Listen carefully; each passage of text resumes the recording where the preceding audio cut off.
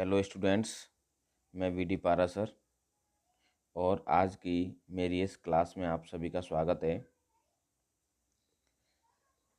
देखो विद्यार्थियों, इससे पूर्व की जो हमारी चर्चाएं हुई हैं उनमें हमने असहयोग आंदोलन पर विचार किया।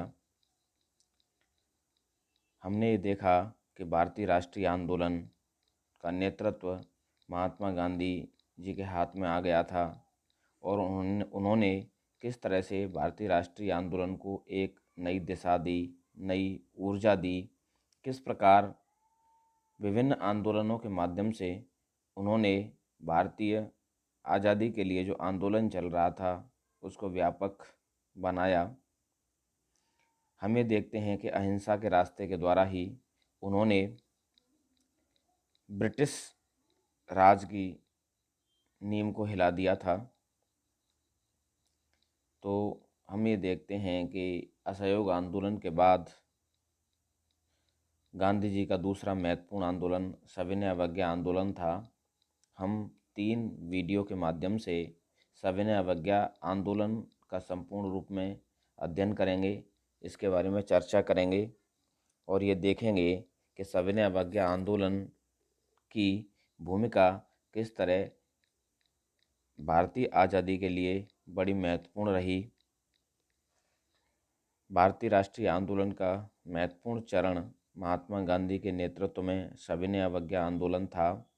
असहयोग आंदोलन से सविनय अवज्ञा आंदोलन के बीच की अवधि 1923 से 1929 राजनैतिक दृष्टि से बड़ी महत्वपूर्ण थी। इस कालखंड में स्वराज दल की गतिविधियों, साइमन कमीशन, नेहरू रिपोर्ट जैसी महत्वपूर्ण घटनाएं हुईं।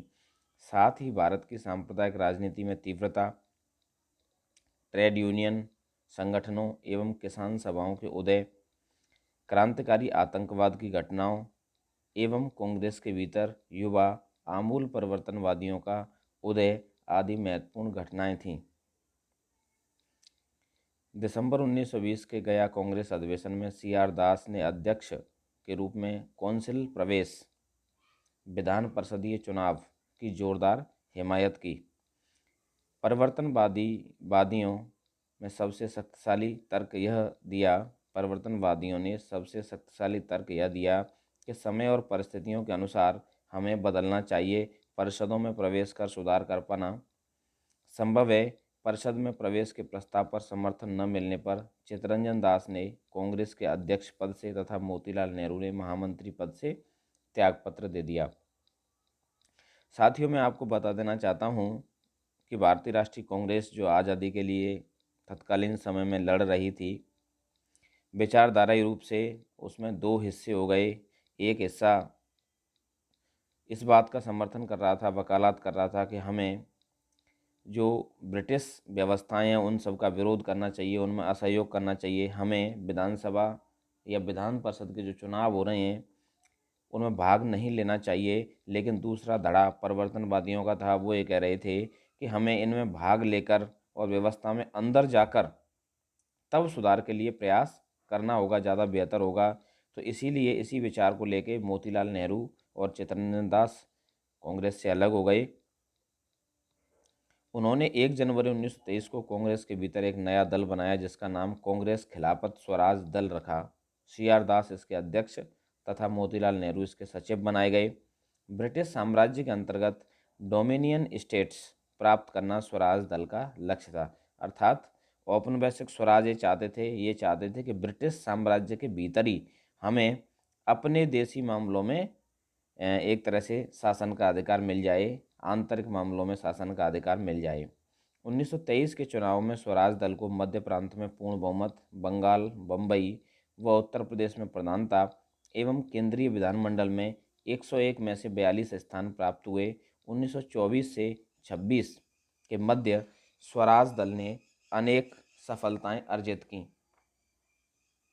देखो साथियों, हमने ये देखा कि इन सारी स्थितियों में जो स्वराज दल बना था, स्वराज दल ने एक लंबी सफलता हासिल की और जो ये सफलता हासिल की, इसके दौरान उन्होंने तमाम तरह के कार्य किए। ये देखा गया कि नौकरशाही का उन्होंने सफलतापूर्वक विरोध किया। द्वैध शासन प्रणाली जो चल रही थी उसके दोषों को उजागर किया उन्होंने।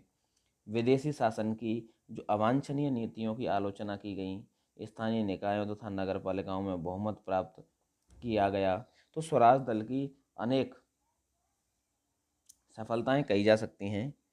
हमें देखते हैं 1919 के भारत शासन अधिनियम में यह व्यवस्था की गई कि 10 वर्ष के उपरांत एक ऐसा आयोग नियुक्त किया जाएगा जो इस बात की जांच करेगा कि अधिनियम व्यवहार में कहाँ तक सफल रहा।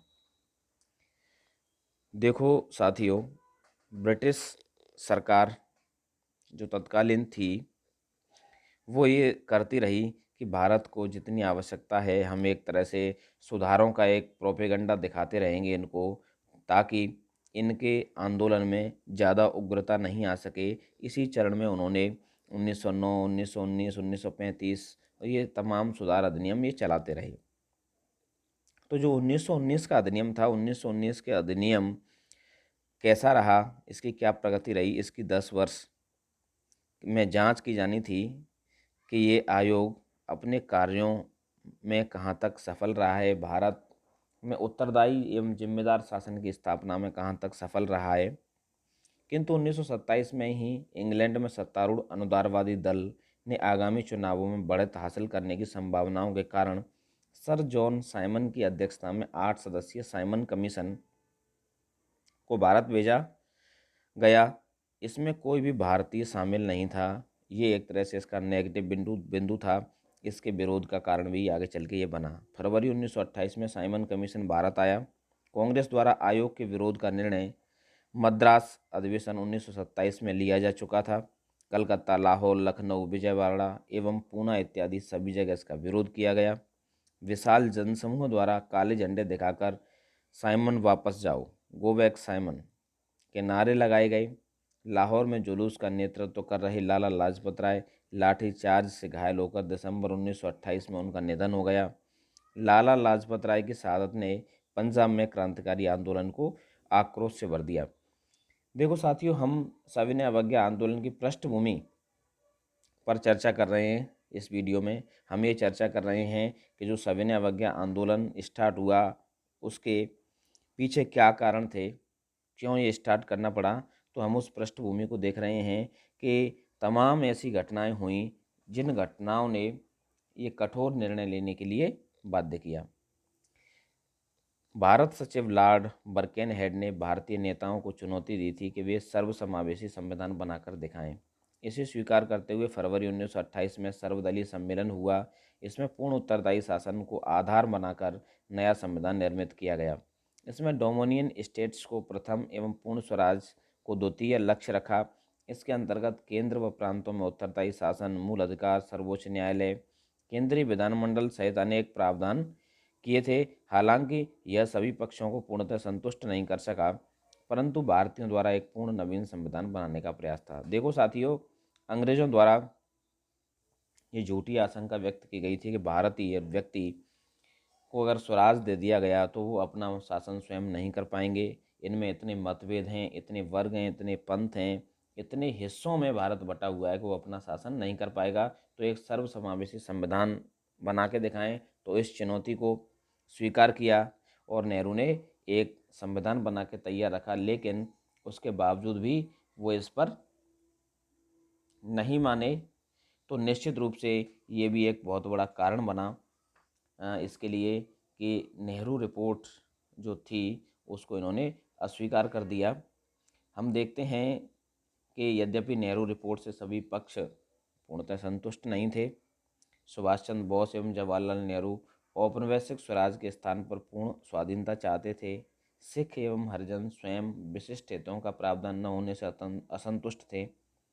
डॉक्टर अंसारी जैसे राष्ट्रवादी मुसलमानों ने इसे स्वीकृत, किंतु जिन्ना एवं मोहम्मद अली ने इसे अस्वीकृत कर दिया।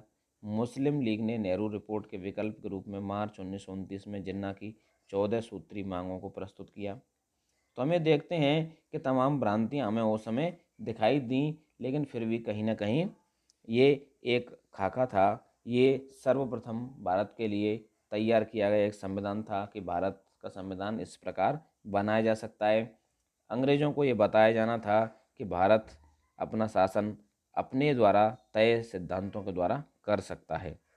धन्यवाद।